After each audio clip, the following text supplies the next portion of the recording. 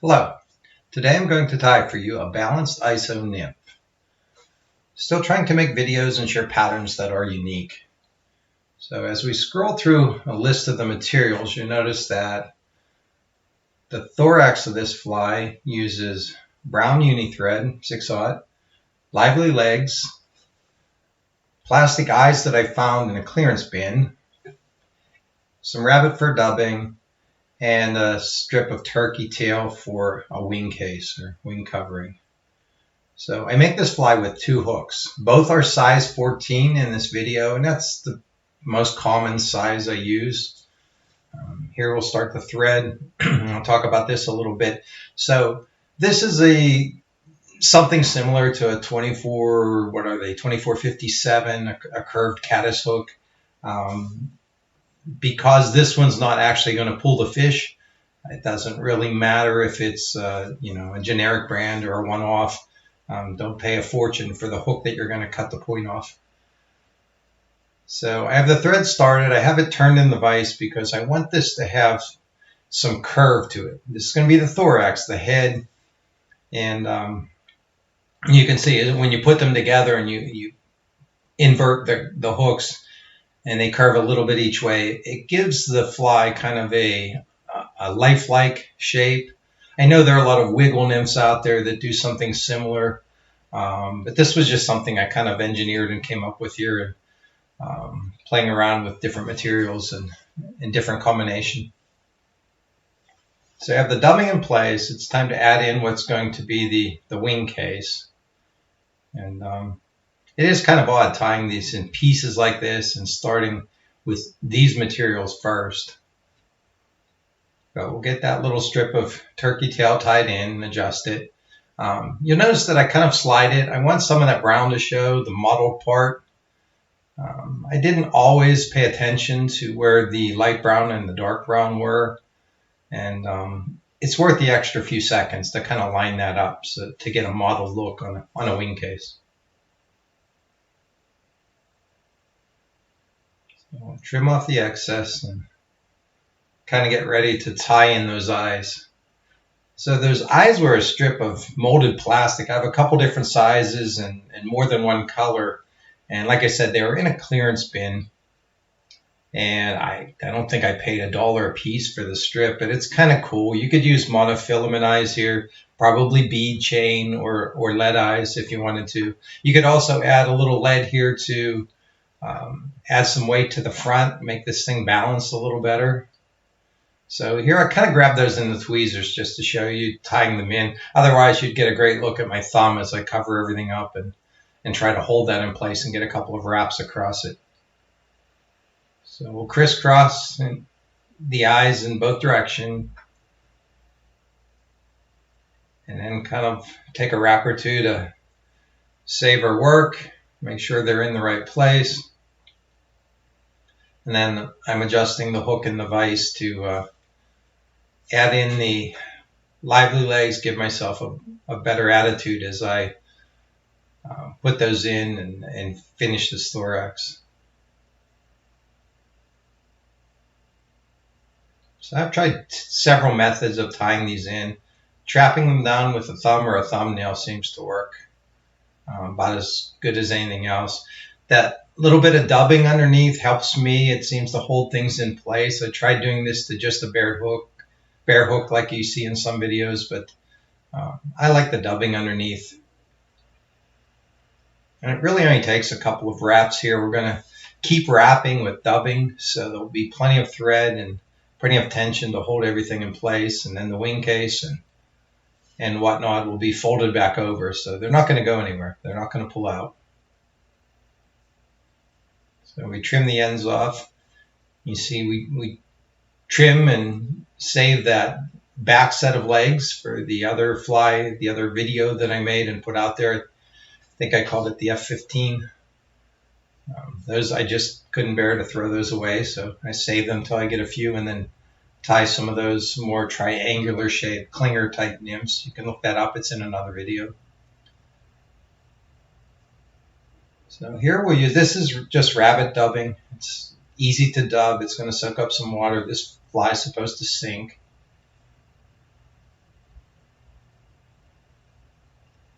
It'll probably take, and if I remember correctly, it takes more than one noodle to kind of fill everything in. So a combination of wrapping and weaving in and out of the eyes and legs. And you could spend some time here and kind of build a little more shape to this, but basically if it's filled in and a little bit bulbous, it'll look like a nymph head when it's all said and done.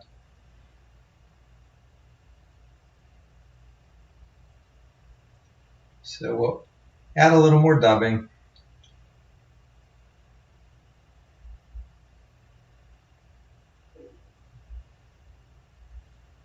And off camera, I'm wetting my fingers. The thread's not really waxed, and I don't really add wax to it. But I kind of go to my mouth and wet my fingers to do dubbing, and every once in a while it occurs to me that you have to wonder where some of this stuff comes from or where it's been. But I don't know. All in all, maybe it's a bad habit, but knock on wood, haven't ended up getting ill over it. So we work our way toward the hook eye, but we do want to leave some bare shank and some of that showing so that we can use that to tie it in to the second hook. You see that coming up. So a little more dubbing and finish the taper kind of larger in the front and taper it thinner towards the hook eye in this case. Those lively legs, I've mentioned this before in videos. Those guys are from Ford City, Pennsylvania. They do a nice job with this stuff. And I don't know, they make the flies look good to me. I'm not sure. Well, I do catch a few more fish with them. I'm almost positive. I've done enough of my own research now, and the fish seem to like them too. So here we are. We'll fold that turkey section back over, capture it with a few wraps.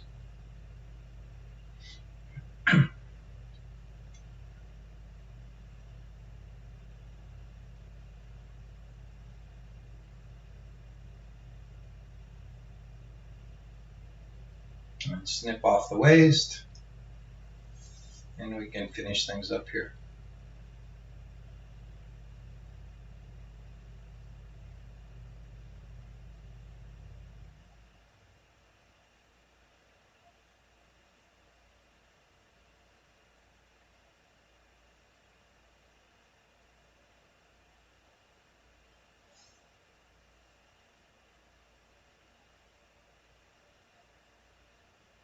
As I watch my hands shake as I bring in the scissors, I'm just glad I'm not a surgeon and I'm only making flies here.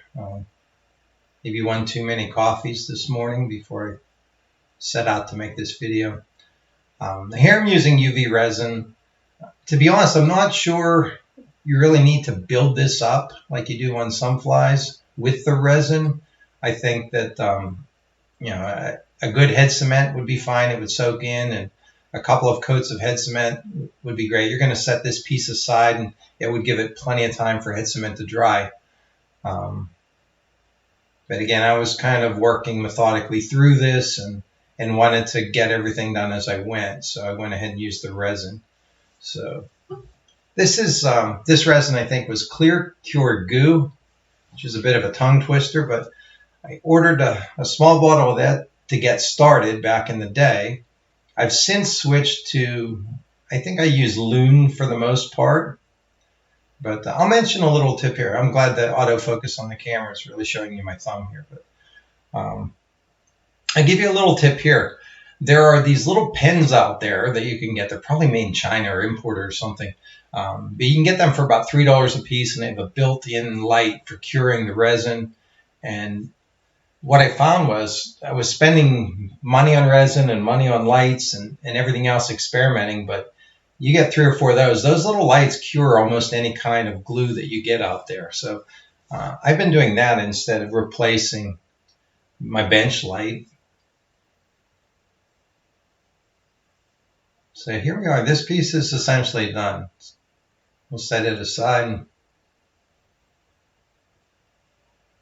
and switch to the, so for the abdomen of this fly, I'm using a size 14, and it's, I'm not sure if it's an actual Tiemco, a 200R, or if this is an imitation.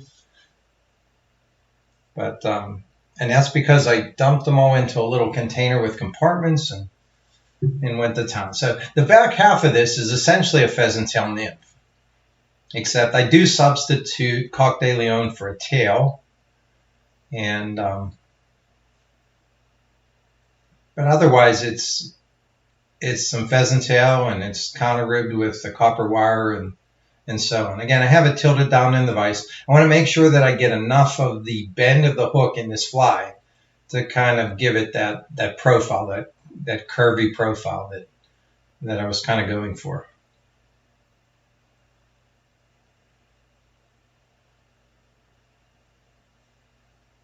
So this is a different thread. This is an 8/0 uni thread in tan. I had it in the other bobbin and just went ahead and used it anyways. It's just fine. I'm not sure you had to switch. The 6/0 up front kind of, I can use fewer wraps. So I went ahead and did that. And then for the back section, I didn't want to get too bulky or have any ridges when I wrapped the Pheasant Tail. So I wanted to go to an 8/0 thread.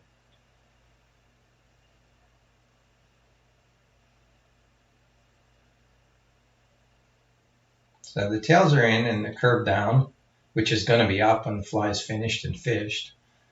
And then I'm tying in a thin piece of copper wire.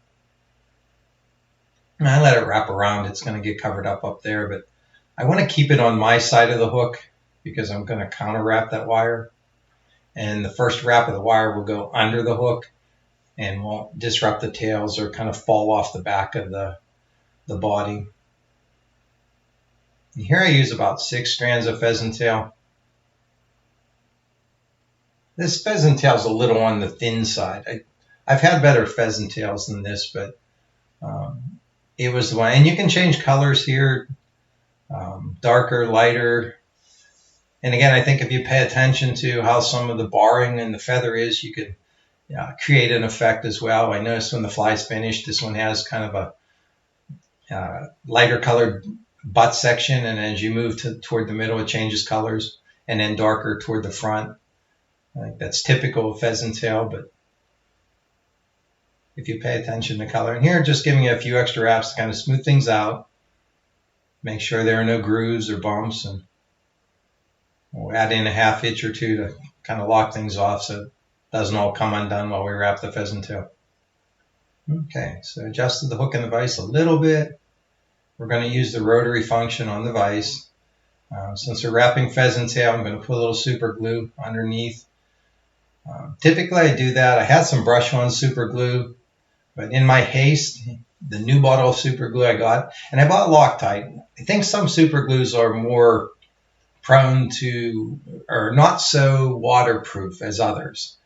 And my assumption is that the Loctite is more waterproof than some of the other super glues. So I went ahead and bought the Loctite, but I didn't grab the bottle with a brush. So I've been squirting out a drop or so on a Post-it note and using the bodkin to apply it. And it kind of gets the job done. And I probably saved $1 or $2 on that bottle of super glue. It was cheaper than the one with a brush. So here we're getting the wraps started and working our way toward the front, keeping a nice thin, even body. Okay, so here we have the Pheasant Tail wrapped up to about the 2/3 point on the long curved hook. And we'll capture it and put a few wraps to kind of hold things in place. And gather up those butt ends and trim them off. So since I'm going to be turning the wire in the other direction, I want to add a 1/2 inch, kind of make sure things stay in place. Maybe 2. And get everything set up so we can rotate the vise in the other direction and kind of hold on the wire.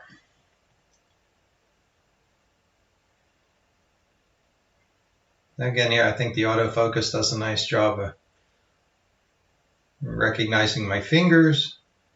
And the bug's a little blurry as we turn this, but I'm spacing them out. I don't know. It's probably 6 or 7 wraps, whatever you would normally do on a pheasant tail here. And then I could have done a little better job of getting the bobbin cradle out of the way.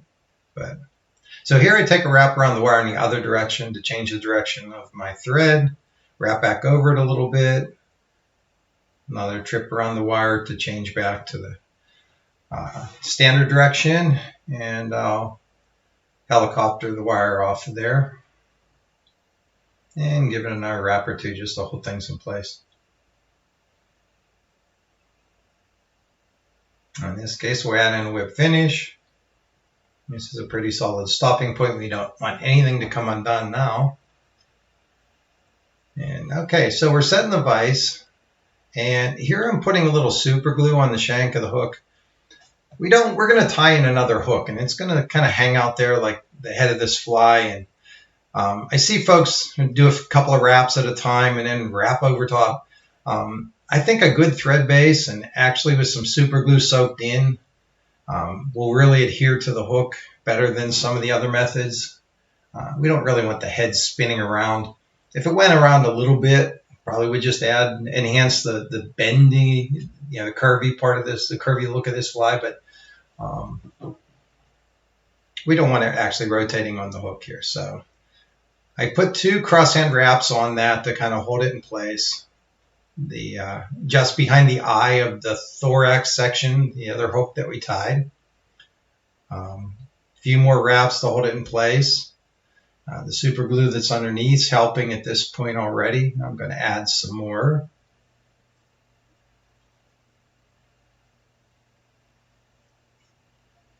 The eye of the hook makes a nice knob on the end of that thorax section so that it shouldn't pull free. And we get enough super glue on there to let it soak into the thread wraps.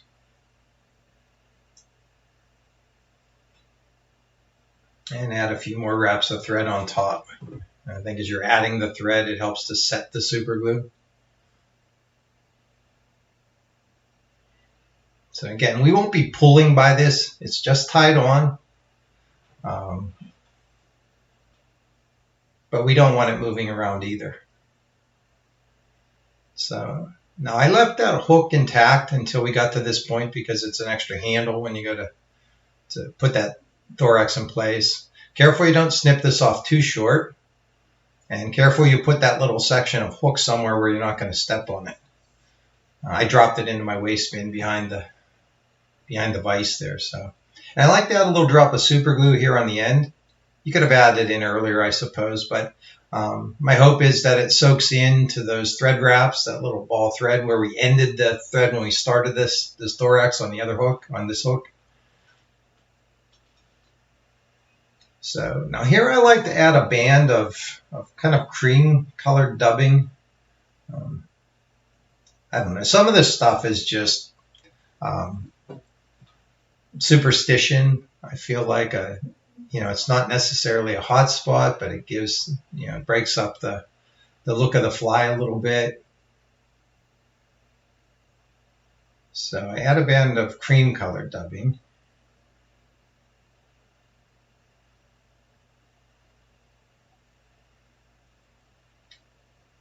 And you can see that section in this shot. You can see that section of the 200R hook sticking out there where the eye is. That's where we're going to tie and fish this fly. So essentially we're fishing this fly just like any other nymph on a 200. Now here I'm adding in a piece of very soft, I think it's an Antron yarn, just one strand of it.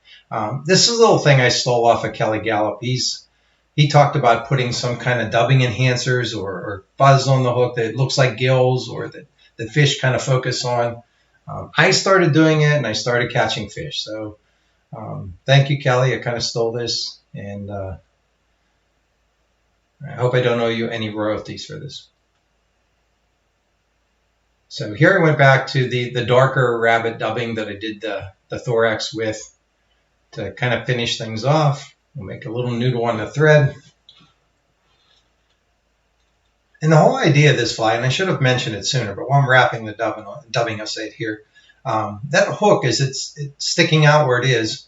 If you use a loop knot and you fish this fly under as a dry dropper or under a float or an indicator, I think it floats a little more, I don't know, level, or in that general kind of level, in a way that I think fish, I don't know, again, it's some of it's superstition. I think I catch fish with this where I might not catch them with something else. And to be honest, a lot of the streams I fish don't have bugs this big. This is kind of like, you'll see some folks fishing big Iso Nymphs or other big nymphs, and in streams where I don't even think they exist. But to be honest, it must look like food to the fish. They don't, in some cases, don't have long to look at it, or they compete with others and they grab it. So there we just finished around the head of behind the eye of the 200R hook. Now here I was going to snip that off, but I think if I rotate the vise, you can see it better. I'm going to snip that off just, I don't know, half of the length of the abdomen, or just it shortens itself up a little bit there. And you can trim those to a better shape maybe, or I think after I brush it, it looks pretty good. I'll pull out a couple of the guard hairs. And we did whip finish on that other hook, so before I'm done, I'm going to probably put a little drop of super glue on there too. So if you kind of brush it all back, it blends together. When it gets wet, it gets that kind of translucent, messy look.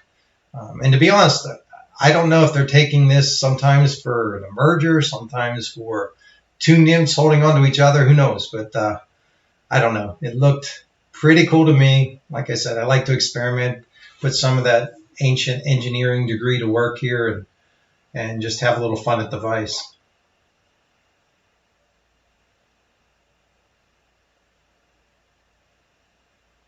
And if you're catching fish on these, the guy next to you probably won't have any in his fly box. So that might make for a little fun too, especially if he's your buddy. So thanks for checking this out, sticking with me to the end. If you want to learn more about me, go to amazon.com/author/Kevin Seja. And I hope this is something that was interesting to you.